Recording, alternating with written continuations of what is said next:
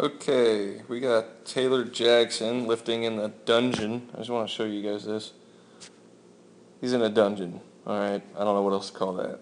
That's pretty impressive that he's able to train as well as he does in there. Um, so, he's got 275, I believe, which is pretty big. I'm not sure what his front squat is, but I know his back squat's 400. So I'm sure his front squat's a little bit heavier than this. We're going to see if we can give him some pointers and help him get his clean up a little bit, see if we can get up to that 315 mark. Setup looks pretty good. We're going to compare, I'm going to go ahead and draw a line, and we're just going to compare this line here to where he is when he reaches the knee and see if we're about the same. One thing we want to look at, I think, I'm going to take that off for now. I think his weight's probably starting a little bit on his heels. If he were to start with his weight closer to the middle of his foot or towards the ball of his foot, I think he'd be a little bit better, and we're about to talk about why. So when you drive off the ground, in order to maximize loading the hamstrings and getting a lot of leverage, getting your shoulders out over the bar, if you start on your heels, you don't have anywhere to go. If you start more on the balls of your feet, you can drive your weight towards your heel and create maximum leverage and tension. So as he stands up, it's as if the bar's coming straight up, and he gets a pretty good position here. But I think if he started a little bit more on the balls of his feet, he'd be able to get his shins a little bit more vertical as opposed to being a little bit forward like they are. That would get his arms even farther over the bar, get that bar back a little bit farther, and then get his hamstrings a little bit tighter. So that's one cue I would give him, is to start the lift with the weight a little bit closer to the ball of his feet, and then try to sweep the bar back a little bit more. Now, right here, as he lifts the bar off the ground, watch his back angle.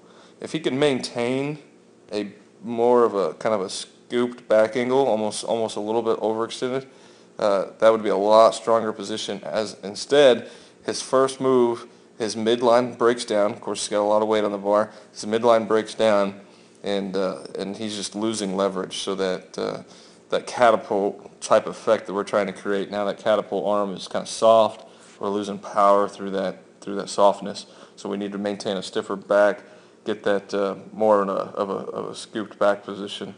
So one more thing to work on there. So if he had the weight a little bit closer to the ball of his feet and then moved his knees back a little bit more, that would probably help a little bit, and then he could be in a better position here. Now as he reaches this position, again, one more time, let's look at his back angle. So he's about right there. You can see the round back. So compare that to where he is at the ground. Pretty good. If he can, again, maintain more of a scooped angle and get the weight a little bit farther forward in his foot, he could probably drive his knees back and get to a stronger back position there with his hips a little bit higher, and get more into that position with the hips back and shoulders farther out over the bar. So one thing to work on there, start a little bit more on the ball of your feet, push your knees back, sweep that bar back, keep your back tight. Now from here, he does a really good job. At the hips, he does good at driving through the heels, driving the bar vertical. He doesn't get up on the toes too early. It's hard to tell with the dungeon effect here where his heels are, but it looks like he's doing a really good job of staying back on the heels and driving the bar up instead of out, and that's what we want. So he's going to drive the bar up, get full extension. We could see a little bit more shrug here.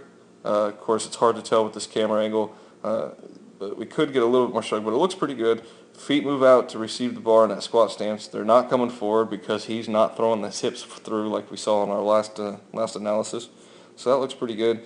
Pulls under the bar. You can see how he's actively pulling the bar to his shoulder, so you don't see the big crash effect like we saw with Jeff in our earlier video. Sits down on the bottom of the squat. This looks pretty good. Elbows are high. One problem we commonly see with our newer people is the elbows would be down in this position, and the chest would be too low because of that. But he gets his elbows high, gets the bar racked on his shoulders, tries to drive straight up. You can see the weight really playing a toll on his midline. His knees come in a little bit, his hips go back, but he automatically corrects that. If he were to keep driving in that direction, he would have dumped this, but instead he pushes his knees back out, drives his hips through, engages the glutes, and is able to get his hips through and stand it up. So again, when we start to drive that up and the knees come in and the hips go back, we got to really try with everything we have to push the knees out and push those hips through, and he does a really good job with that. So overall, pretty good. Got to get a tighter midline, got to get the back a little bit straighter in that first pull off the ground. Really maintain some rigid position there, maintain tension in the back. Take a deep breath, tighten that midline, squeeze that stomach. Really get a good position at the bottom so we don't get that rounded first little pull right there. So keep that tight. Start with the weight out in the ball of the foot and then push that weight back. Push those knees back. Keep that shoulder right in line with that so the shoulder doesn't go back. He does a good job with that, but he's already back on the heels. If he had the weight on the balls of his feet, right here we would see a more vertical shin position, weight a little bit farther on the heels, more tension in the hamstrings. So those are the main two things. Overall, pretty good considering he probably hasn't had much coaching other than his brother helping him out a little bit. So just a few setup things and staying tight. And then on that squat position, again, immediately start driving those knees out and those hips through, and that weight's going to go up a little bit easier. Pretty good.